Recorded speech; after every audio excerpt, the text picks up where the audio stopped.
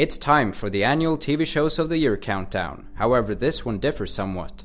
You see, I've only done top 10s for previous years, whereas for 2021 I'm doing a top 7. That's not because I didn't watch enough shows. Oh no, it's quite the contrary, as I saw a whole 17 different shows that aired within the year.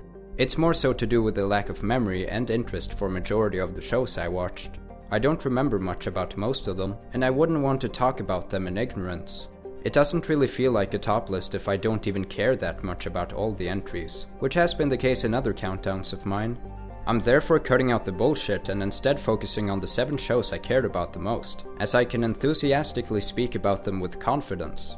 For every show, I'll discuss my favorite character and episode, and I'll be diving into heavy spoilers, so consider yourselves warned.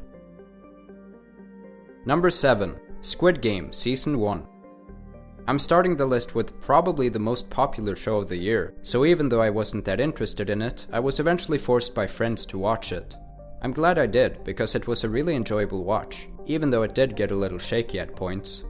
I already knew what I was going into, so the first episode didn't surprise me, but the twist of the Squid Games being dangerously violent was handled well. I found the next episode quite slow, but in hindsight it did some interesting things for the story. It stopped the games due to majority vote, which completely subverted my expectations, and then it showed some of the contestants' bankrupt lives, giving them a reason to return to the games to win a hefty prize. Showing their crappy day-to-day lives and reasons for gambling made the characters more fleshed out than I expected, and this made me invested in them, hoping some of them wouldn't die. Of course, all the contestants did, except for the winner Gihan and the creator of the games Ilnam, and it made for effective drama along the way, especially in the games where friends had to compete for their own survival. The horror was effectively disturbing throughout, but I did think the quality of the storytelling dipped after episode 6. Episode 7 was very thrilling, but it introduced the most cartoony characters, and the glass exploding, eventually killing Sae-byeok, was arbitrary. I was very compelled by the mystery of the games, but I feel like it wasn't executed the best in the end, making me less interested in the lore. That said, I had fun watching the show with my dad and brother, who also enjoyed it, and it had many thrilling moments throughout, so while it's lowest on this list, it's good enough to be here. My favorite character in Squid Game was the old man, Ilnam, who was very sympathetic with his dementia problems and quirky characteristics, at least until the twist where it's revealed that he created the games, simply because he was a bored millionaire. I'll give the writers props for hinting towards this twist at several points during the narrative, like him being so adept at the games and causing one of the games to stop, but it did sour the character. It turns out his sympathetic portrayal was nothing but an act, which is like finding out your good online friend is a dick in real life. Well, if it's all a lie, then why is he here? Some part of me can still admire his bamboozling capabilities, even if his motivations are boring, and I can't choose to ignore his actual self in episode 9 while watching the first 6, where he's a demented, yet clever old man who makes me smile. His quote-unquote death scene moved me, which brings me to my favorite episode. Episode 6, Ganbu, seems to be everyone's favorite Squid Game episode, and I agree. Instead of focusing on spectacle or horror, it focuses more on characters and emotion. You see, it begins with people teaming up in pairs, mainly friends, and they're pitted against each other in a one-on-one marbles game. I expected something like that to happen, but it was still emotionally effective, and handled so well for every major pair. Sang-woo's true survivalist self comes to a head, ignoring Gihan to team up with a stronger Ali, and when finding out he has to beat Ali, he employs manipulative tactics, leading to a very sad end for Ali, who was perhaps the sweetest contestant in the games. I do think that he became a bit too gullible, but I suppose it makes more sense for him to be completely trusting than the others. Sae-byeok and Ji-young played the waiting game, just talking about themselves for majority of the time limit. Because she thought Sae-byeok had more to live for, Ji-young ultimately handed her the victory. Before this, Ji-young hadn't gotten much screen time, but this episode made her death hit hard. Then there's Gihan and Ilnam, who had formed a strong bond over the days, so it was really sad to see the main character exploit the old man's dementia to survive. It was even sadder to find that Ilnam knew Gihan was exploiting him, but still gave Gihan his last marble, while teaching him a valuable lesson. It's just a shame that a later episode ruins this moment, but it doesn't change the fact that episode 6 is an amazing standalone. Number 6. Invincible, Season 1. This was another very popular show that began in 2021. It's an adult cartoon, and we usually associate that term with morbid comedies like The Simpsons, Family Guy, Rick and Morty, and South Park, but Invincible is more of a morbid drama. What tends to hook people into this show is the gory twist at the end of the first episode, where the supposed superhero Omni-Man violently murders the Guardians of the Globe. It efficiently created intrigue and an uneasy tone for the rest of the season. Superhero stories usually aren't this gory, so Invincible also twists that genre, and normal people can easily die from what villains or even heroes do, given the difference in power and durability. Omni-Man even gives Invincible, aka his son Mark, a demonstration of this by the end. This show also tackles teenage romance, which is pretty much always cringeworthy to watch, but I'm glad there wasn't a love triangle between Mark, Amber, and Eve. While Mark and Eve did seem to have feelings for each other initially, Mark ultimately started a relationship with Amber, not cheating on her to be with Eve instead, and Eve respected their relationship, so a seemingly inevitable love triangle was thankfully avoided. Honestly, while the genre subversions were refreshing, they weren't enough to keep me properly invested into the story. It didn't help that it had been massively overhyped, and that the art and animation can look rough.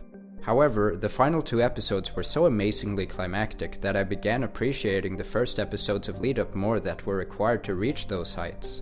Looking back, there were also some fun and interesting characters, like Machine Head who spoke with autotune, leading to some hilarious-sounding line readings. I like how the Invincible title card would appear just as someone was about to say the name. It made it fun trying to guess when it would show up every episode, and I was proud to guess it correctly in episode 6. Invincible is by no means my favorite superhero story, but it's a competent one that I'm interested to follow into later seasons. My favorite character was Omni-Man, aka Nolan Grayson, because despite being a Viltrumite whose goal is to conquer the planet he's responsible for, the familial connection he's formed with Debbie and Mark over the years has weakened his resolve. When he found out Mark gained superpowers, Omni-Man wasn't happy, because that meant he had to face his responsibilities and end the family life he had gotten so used to. In the final episode, he tries to convince Mark, and himself at that point, that there's no other option but to live up to Viltrum's ideals, murdering numerous innocents and nearly killing Mark.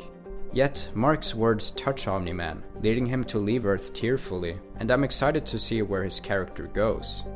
Of course, he's a terrible person who I'm glad doesn't exist, but he's a very fascinating fictional character who has more to him than meets the eye.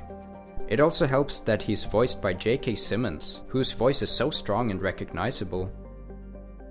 Omni-Man being my favorite character can be attributed to my favorite episode, the season finale, episode 8, Where I Really Come From, as that's where his confrontation with Mark happens. Mark learning the truth is a hard-hitting moment that leads to many complex emotions, and what follows is one of the most ridiculous bloodbaths I've seen. Omni-Man shows Mark the fragility of humans by murdering countless of them, often by throwing Mark at them. The scene where Omni-Man holds up Mark as a meat shield in front of a moving train was so over the top that I genuinely had to laugh. That might make these scenes appear more comedic than horrific, lessening the intended effect, but hey, I was entertained. I have to admire Mark's resilience. Being faced with death is when your true personality shows, and instead of giving up on his ideals, he stands his ground, bloodied to a pulp.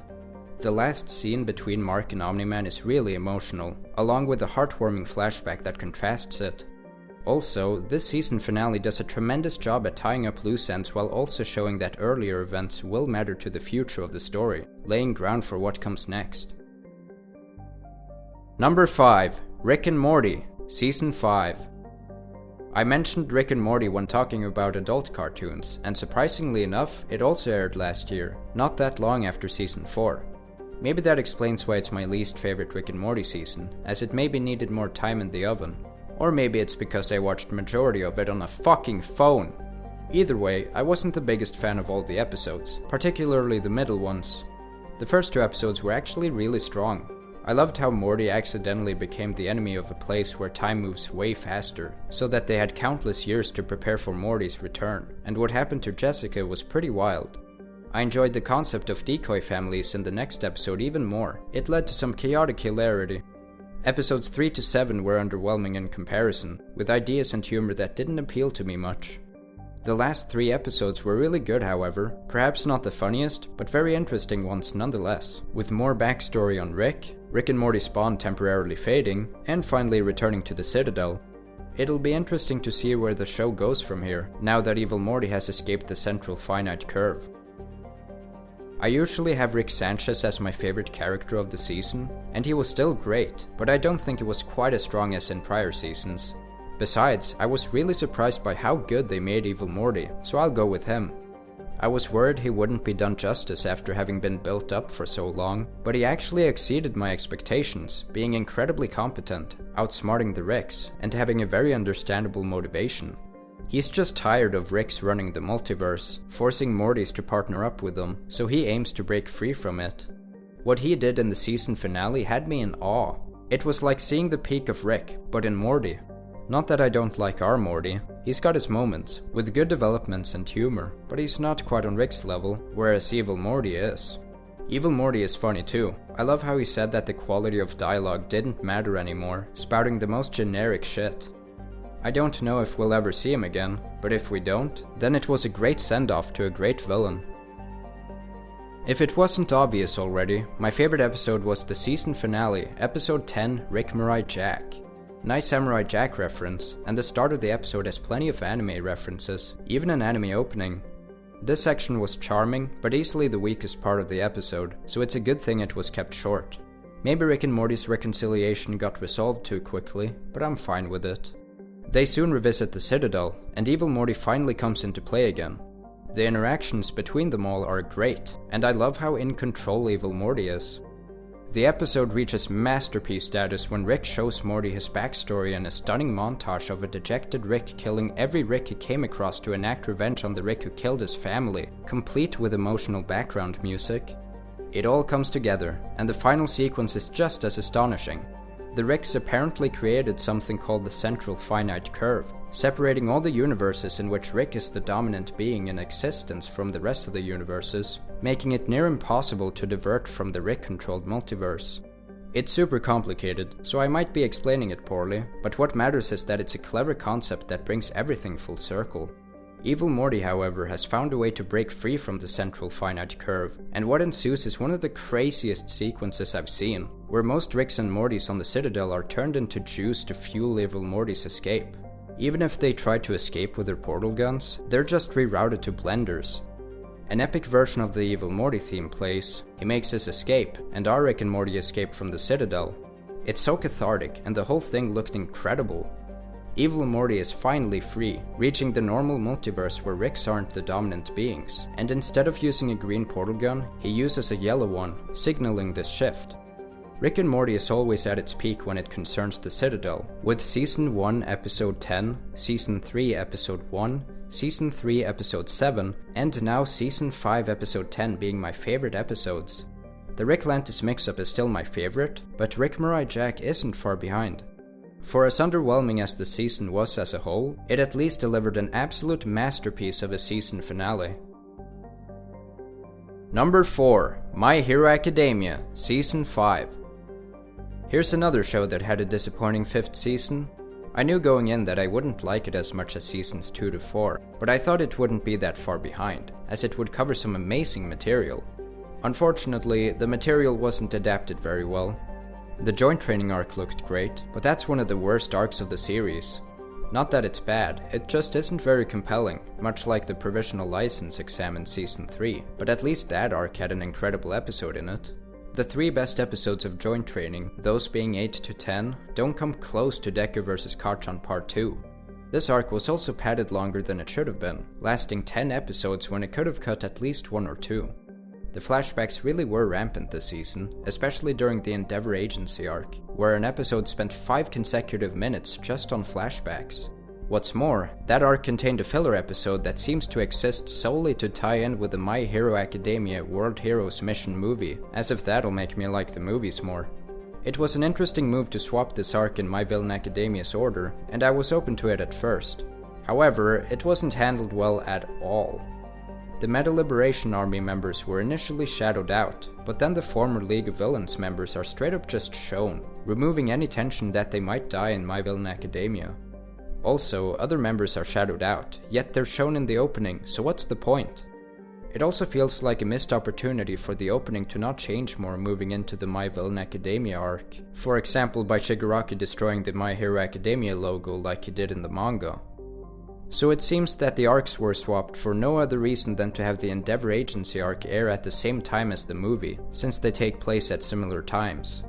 Well, we know where the priorities lie, especially since My Villain Academia was adapted poorly, only given 5 episodes when it could have gotten maybe 8 considering all the cut content. I'm sorry, but the decisions made for this season are so infuriating to me, and to many others as well, who wanted at least a good adaptation of the source material. Instead, this was mediocre, if not bad. That's not to say I didn't enjoy the season, because I definitely did. It's number 4 for a reason. The Fantastic Pro Hero arc was concluded in episode 2, and I love that episode for giving so much depth to Hawks, Endeavor, and the backstory of One for All. The joint training arc is drawn out, but it's still fun, having some cool fights with clean animation, and giving much needed screen time to Class B. I really like the Endeavor Agency arc, showing how competent Endeavor is, and fleshing out the Todoroki family, which is one of the most compelling plot points in the series. Finally, while My Villain Academia was adapted poorly, it's still an amazing arc. I love how superhero tropes are applied to the League of Villains, like fighting for their friends, having flashbacks, and some of them gaining power-ups from nearly dying or overcoming their trauma. It also brings up nuanced discussions about society, freedom, and how quirks affect your personality. The arc concludes in such a meaningfully rich way too. I might hate how Season 5 of My Hero Academia was handled, but it still has some amazing content in it that I love, albeit not as much as in Seasons 2 to 4. Had it been adapted well, I would have loved it almost as much as those seasons, and I surely would have placed it as number 2 on this list, but instead, it's number 4, and I might like it less than Season 1. Season 6 has been my most anticipated My Hero season, but I'm worried about its production now. Choosing my favorite character of the season was a tough call between Endeavor and Shigaraki, but because he was more relevant this season, I went with Endeavor. I think he's my favorite pro hero, and his role in the season is a big reason for that. He started his redemption arc last season, and it comes to a head in this one, where he must face his family whom he's wronged in the past. Keeping up with the Todorokis delivers so much juicy drama with differing perspectives, and Endeavor is at the center of it all. I love how he's come to realize how terrible he's been as a family figure, forcing some of his kids to surpass him in strength, neglecting the kids who weren't useful in that regard, and beating his protesting wife. Keeping this in mind, he tries to approach his children more carefully and hears them out. He accepts Fuyumi's dinner invitation, lets Natsuo speak his mind, and allows Shoto to become his own person. One of my favorite moments from the season is when Endeavor tells Natsuo that he doesn't want forgiveness, but to atone, showing how much Endeavor has matured. He even distances himself from his family and gives them a new house, so that they won't be constantly reminded by his actions. I love that some of his kids are reluctant to accept him, and that Endeavor accepts this fact, not giving any excuses. I also love how competent he is as a hero, and as a teacher, giving Shoto, Bakugo, and Deku valuable instructions. It goes to show that his number 1 hero ranking isn't unwarranted. This season didn't have many standout episodes, but I'm glad there were some near the end, 23 and 24 in particular. Episode 23, Tenko Shimura Origin, probably had the best adapted moment of the season, where Shigaraki accidentally killed his family, but the first half wasn't quite as strong. Episode 24, Tomura Shigaraki Origin, however, was pretty amazing throughout. The first half shows Kid Shigaraki being taken in by the villain All for One, which tells an important message about how not lending a helpful hand to a kid in need can lead them down a terrible path. The second half shows Shigaraki's present situation facing Redestro, which is even more compelling. I love how more and more of Shigaraki's hands get destroyed as he remembers his past, and willingly destroys his father's, symbolizing him breaking free from his shackles, becoming truly liberated. Redestro, meanwhile, who fights for liberation, is shackled by his ancestors' legacy that has been forced upon him, which both he and Shigaraki come to realize. Because of this, Redestro actually hands the Meta Liberation Army to Shigaraki, who literally embodies freedom at this point. It's such a clever way to have these characters survive this whole ordeal, and to give the League of Villains a much needed power boost. Even when this happens, Shigaraki thinks about his comrades, remembering they wanted to eat quality food like sushi, so he asks Redestro about money to accommodate that. I also love that Shigaraki's character development is reflected visually and orally, his hair turning from blue to white, and his voice becoming clearer. That destruction scene gives me chills, especially due to his laugh and the chaotic background music. The end where the villains reveal the Paranormal Liberation Front title is awesome as well, Shigaraki displaying massive drip, and it's crazy how many powerful members they consist of. That should lead to an exciting war between them and the heroes. It would have hit harder had the adaptation been stronger, but it's still a brilliant conclusion to a brilliant arc. Number 3. South Park, Season 24. I think only the vaccination special was part of Season 24, whereas the post-COVID specials were advertised as movies, but I'm still counting them. In 2020, the pandemic special showed me that South Park could really benefit from releasing long specials instead of short episodes, since they allow for more fleshed out stories, and that's exactly the case with the specials released during 2021. Good thing there were more than one this time too, giving me better justification to rank the show so highly. While I didn't enjoy them as much as the pandemic special, I'm glad they continued the pandemic plotline and concluded it. Very satisfyingly if you ask me. It was refreshing to see South Park tackle a broken bond between the four main kids, and even diving into their futures. Seeing so many familiar South Park characters at even older ages was awesome, and some of them stepped into hilarious roles, like Cartman being a rabbi and having a Jewish family, and Butters becoming an NFT salesman. He seemed like a normal guy in the asylum, until he mentioned NFTs, and I immediately understood why he was there. I don't think every joke in this movie landed, some were overused, much like the Tegrity Weed plotline that continued, but at least that was handled well here. My favorite part of post-COVID was definitely the conclusion, where everything got wrapped up so well, the four main kids getting back together over a really funny callback stunt made by Stan, Kyle and Cartman in the future, and everyone receiving happy endings, except for Cartman, who surprisingly enough gave up his good Jewish life for this to happen. It's funny that Cartman living happily leads to everyone else's misfortune, whereas his misfortune leads to everyone else's happiness. It's so like him. Randy Marsh has been my favorite character of the past few seasons, but that's mainly because of how much screen time he got compared to everyone else, and he was becoming overused. My favorite South Park character overall has always been Eric Cartman, and I can finally say he was my favorite this time around, primarily due to his role in the post-COVID movie. The funniest moment was the reveal of him being a Jew as an adult. It's the very antithesis of his character, who always mocked Jews, especially Kyle, and him doing this as an elaborate decades-long plan to piss off Kyle is unbelievably hilarious. It seems Cartman was actually being genuine in hindsight, but I'll pretend that his initial plan was to infuriate Kyle, and that he grew to appreciate his lifestyle and family over time.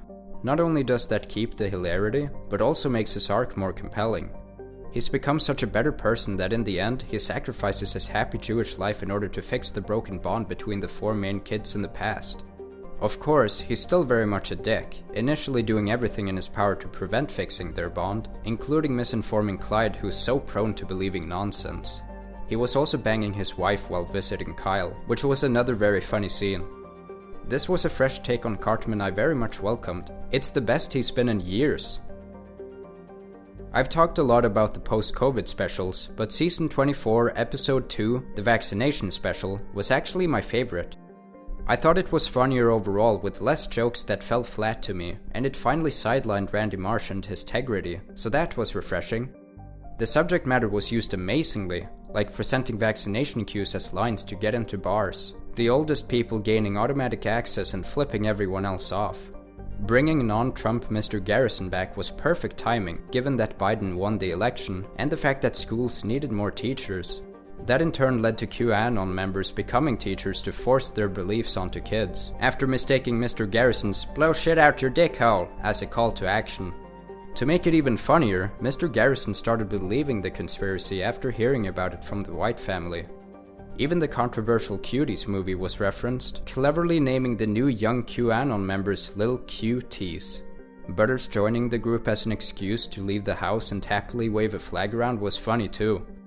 I love the meta aspect of the animators messing with the episode, switching between 2D and 3D, turning Mr. White into a literal dick, and turning Mr. Service into Mr. Garrison's Mr. Hat, who returned after missing for years. In fact, several old characters made guest appearances. It was nice to see Mephisto and Jesus again. This episode also had captivating drama between Stan, Kyle, and Cartman, whose bond was slowly breaking apart, and portrayed as a divorce, with Kenny as their figurative child. Kind of relatable. While not quite as strong as the pandemic special, I love the vaccination special almost as much, being a fantastic continuation of the Corona arc and laying vital seeds for the great post-COVID movie. Number 2. Arcane, Season 1. Invincible was the biggest cartoon of the year for a while, until Arcane released and took the world by storm. This show is so impressive for so many reasons. First of all, video game adaptations are rarely ever good, and even if they are, they're never amazing. Arcane on the other hand is, and I didn't even need to play League of Legends to reach that conclusion. It has amazing writing, characters, world building, and especially art and animation. That's another thing. While most Western cartoons stick to the same simple art style, Arcane shows how detailed a cartoon can look, if enough talent, work, and time is put in. Its style heavily reminded me of Into the Spider-Verse, which is the most stylish movie I've seen, so it's no wonder this show took 6 whole years to make. There's so much detail on the character models and their expressions, and damn near every frame looks like a painting you can hang up on a wall. The cinematography is nothing short of incredible, and the whole thing is like watching a live-action show with way more artistic flair, using the medium of animation to its fullest. An example of this is the fight between Echo and Jinx, which starts out basically as a music video. It's a very short fight, but one with so much subtext, telling a story solely through visuals. Echo and Jinx are currently enemies, yet Jinx still plays along with Echo's reenactment of a paintball game they used to play, and we see a flashback of this in a different art style. This not only serves to show how close they were, but also informs Echo's strategy for the fight at hand, using it to avoid the bullet he got hit by in the past. It reminded me of the brilliant Obi-Wan vs. Maul fight in Star Wars Rebels, and was executed even better. That's not the extent of Arcane's visual storytelling. It's also used to show contrast between Piltover and Zaun, for example. It's largely because of the ignorance of Piltover's counselors that Zaun is such a dystopia, and it doesn't help that both parties hate each other. The true heart of the story is the sisterly bond between Vi and Powder, which is tragically broken at the end of the first act, and remains unfixed by the end. It leads to gut-wrenching drama, especially in the final scene of the season, which encapsulates the whole story's themes. Powder, who has become Jinx, is the monster that not only Vi and Silco have created, but also Piltover's neglect, and because of that, achieving peace between Piltover and Zaun is near impossible. There are complaints about the season ending on a cliffhanger, but ending it with Jinx firing at the council just as they were about to vote for peace is so perfect if you ask me. You'd think Arcane would be number 1 on this list given the monumental praise I'm giving it, but I think its quality is higher than my enjoyment of it. Even though I think it's one of the 10 best shows I've seen, it's not part of my top 10 favorite shows. I also have some issues with it, like characters who seemingly die survive without showing how, particularly Echo and Singed. Maybe it's because they're League of Legends champions, but their survival could have been made more convincing. Furthermore, I find it unbelievable that Heimerdinger has been able to remain head of the council for so long, considering how out of touch he is with the city's problems, and even politics, immediately being retired by Jace, who became a councillor just a few days prior. Lastly, the songs are too contemporary for me. Some of them are great, like Goodbye and What Could Have Been, but the songs won't age well compared to the orchestral compositions. Otherwise, Arcane is mostly incredible throughout, and I hope it'll make the public and the industry respect animation more. Arcane has some amazing characters that go through compelling arcs, like Victor, Jace, and Silco, but Powder/Jinx remained my favorite. I sympathized with Powder from the start, being a young girl who constantly failed and got ridiculed for it. It's in episode 3 where she truly devolves, first by displaying abandonment issues that hint towards her Jinx persona. At the end of the episode, she once again jinxes it, but this time, her mistake killed some of her family members, leading her sister Vi to temporarily be mad at Powder. Powder was left behind and taken in by the villain Silco, taking on the name Jinx after what Milo and Vi called her. Her mental issues are rampant for the rest of the show, hearing her dead family members' voices, and having severe trust issues that only get exacerbated by the events that unfold. She still tries to put on a confident act, and she can be very entertaining, but her mannerisms are always underpinned by sadness and insecurities. I find her very fascinating in that regard, and even though she does many terrible things, I can't help but feel sorry for her. I really wanted her to reconciliate with Vi and become Powder again, but alas, she remained Jinx after being wholeheartedly accepted by Silco, which is depressing but great writing. Her voice acting for both Powder and Jinx also makes it easy to sympathize with her. Both definitely deserve awards. Another reason why she's my favorite is that she constantly shifts the plot in unexpected ways, and is at the center of many of the show's best scenes. So while she might not be the most complex character of the lot, the fact that she makes the story more engaging should count for something. Speaking of enhancing the story, Jinx is a major contributor to episodes 3, 7, and 9 being so fantastic, and my favorite of the lot is her birth in episode 3, the base violence necessary for change. That's a Silco line, and this is also largely a Silco episode, who happens to be my second favorite character, and the way he starts the episode ensured me that I was in for something special. His speech about the dichotomy of drowning, coupled with the contrasting imagery and music, was a beautiful cold open, and gave insight into his backstory. Right after this, Grayson and Benzo are killed, and Vander is captured by Silco as Vi watched. This is but a taste of the chaos that's about to ensue, but what a start! The reveal of Vander and Silco being former comrades was interesting, and they're perfect foils to each other, Silco wanting to employ violence against Piltover, whereas Vander wants to negotiate peace with them. Vi brings Milo and Claggor to go rescue Vander, but because of the pep talk Vi had with Vander, she tells Powder she isn't ready, which stings because Vi had previously told her the opposite. Powder has a mental breakdown, making me sad and hinting at what's to come.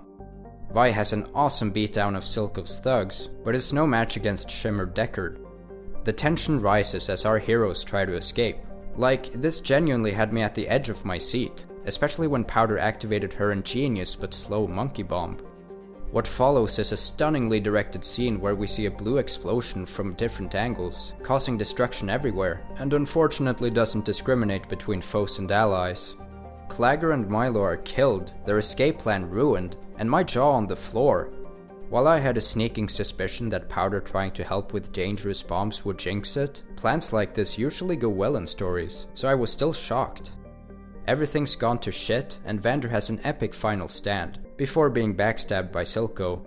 Then Vander tries to choke him, and it flashes between this scene and the flashback where Vander tried to drown Silco, both times being literally cut short. Such amazing directing. Vander then shimmers up, becomes a monster, but manages to prioritize rescuing Vi over killing Silco. Vander then tells Vi to take care of Powder in his dying breath. It's such a tragic scene, and the next scene is even more depressing, Powder looking proud as she tells Vi her bomb finally worked, only to realize it killed her family. Powder's voice acting and animation makes me tear up every time. It's too genuine, and Vi hitting Powder and calling her a jinx puts even more salt on the wound. While it might seem out of character, it made a lot of sense in the moment, and Vi doesn't outright abandon Powder, but it's a shame that she couldn't make it back to her. Powder is approached by Silco, and looking for anyone to cling onto, she hugs him and says that Vi isn't her sister anymore. Given Vander's betrayal, Silco can relate to this, so he embraces Powder, and tells her they'll have their revenge, right before goodbye plays to accentuate the tragedy. It gave me major All for One and Shigaraki vibes, enhancing my enjoyment of it. While the first two episodes were really good, episode 3 is where I became completely hooked, and it's honestly the best early episode I've seen from a show, successfully playing with my expectations and emotions. I'm glad I didn't know about Jinx before this. Number 1. Attack on Titan, Season 4, Part 1. In my top 10 TV shows of 2020 video, I placed Attack on Titan at number 4, which isn't bad, but it's lower than I usually rank the show. Of course, that's because it had only released 4 episodes in 2020, and while those were really strong, 2021 is where Season 4 truly began to flourish.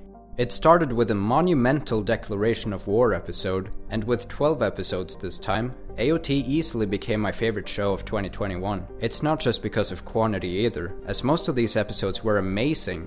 The art and animation weren't anywhere near as strong as Arcane's. I mean, let's be real, what is? But that's not the be-all end-all. When it comes to shows, I care more about writing, and while I loved Arcane's, I'm far more invested in AOT's.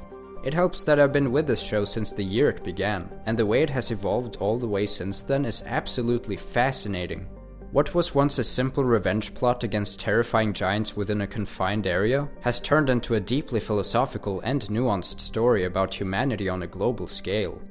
In the first 4 episodes of Season 4, we were introduced to an unfamiliar place, with many unfamiliar faces, and some returning ones like Reiner and Zeke, who have been portrayed as villains. Yet now we see their normal lives, and realize they might not be so different from the characters we've been following.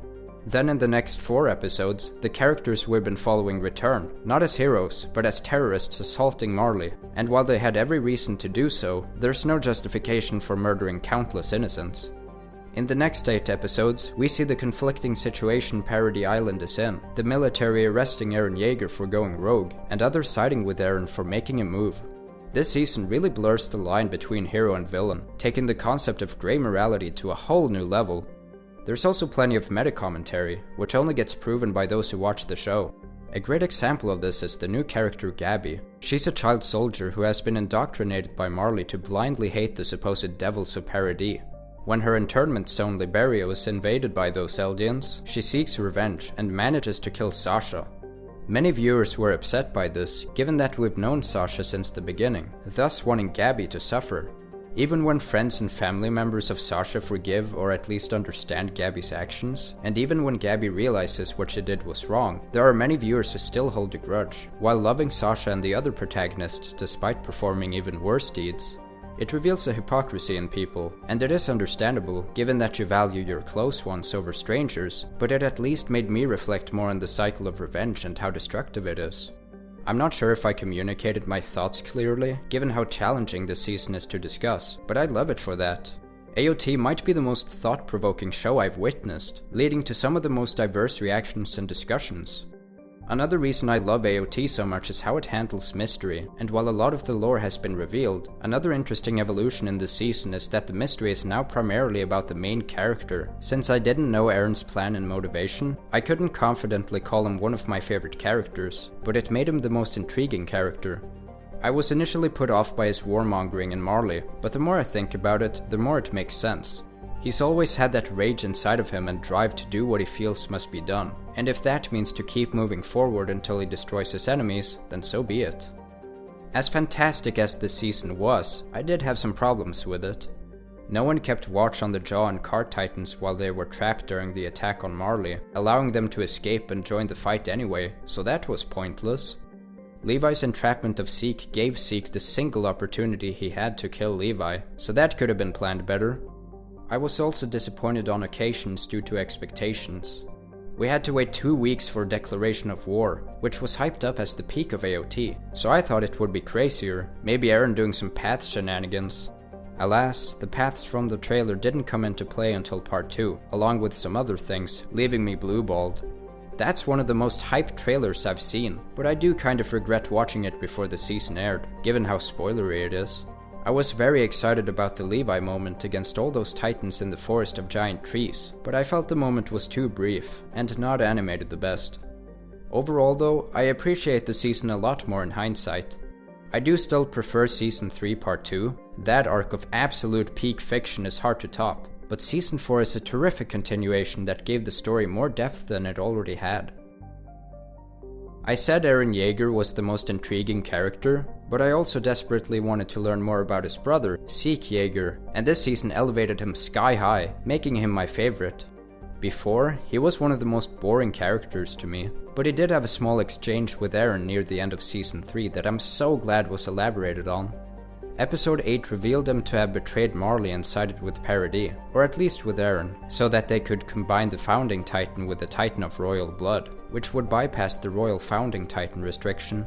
We still didn't completely know what Zeke's goal was, until episode 15, where we learn of his backstory, and let me tell you, it's one of the most complicated ones I've seen. Not only did Zeke have to deal with indoctrination from Marley, but also from his parents, who were Eldian restorationists. This allowed Zeke to get a better understanding, realizing that he's being fed propaganda, unlike most others living in Marley who only get one side of the story. It also makes him more conflicted, as he doesn't want to become a warrior, but wants to make his parents proud, which includes becoming a warrior. This so perfectly reflects his current roles, pretending to cooperate with Marley and the Eldian warriors, sharing the same goal of capturing the Founding Titan, but having way different reasons. Considering all that Zeke has suffered, all Eldians have suffered, and the suffering Eldians have caused to others, he just wants Eldians to be euthanized, and with the Founding Titan's power, that's possible, so he goes for it. Among a cast of several complex characters, Zeke might be the most complicated one, and that makes him so compelling to follow. He has a nihilistic goal that wrongly imposes a fate onto an entire race, yet his motivations are so understandable. Season 4 has done an excellent job at giving depth to the characters, and Zeke might be the best example of that. My favorite episodes were 5, 7, 13, and 15. 5 was overhyped to me, 7 was mainly action, and although I was leaning towards 15, I already discussed it while talking about Zeke, so I'm going with episode 13, Children of the Forest. The death of Sasha in episode 8, while tragic, was one of the best story decisions Isayama has made, as it led to consequences that enriched the themes of the story, and episode 13 is a satisfying culmination of those repercussions. The character Niccolo was introduced in episode 9, who we saw had a crush on Sasha, despite being Marleyan, who are supposed to blindly hate Eldians. 2 episodes later, Gabby and Falco are taken in by Sasha's family, and they don't yet know how connected they are.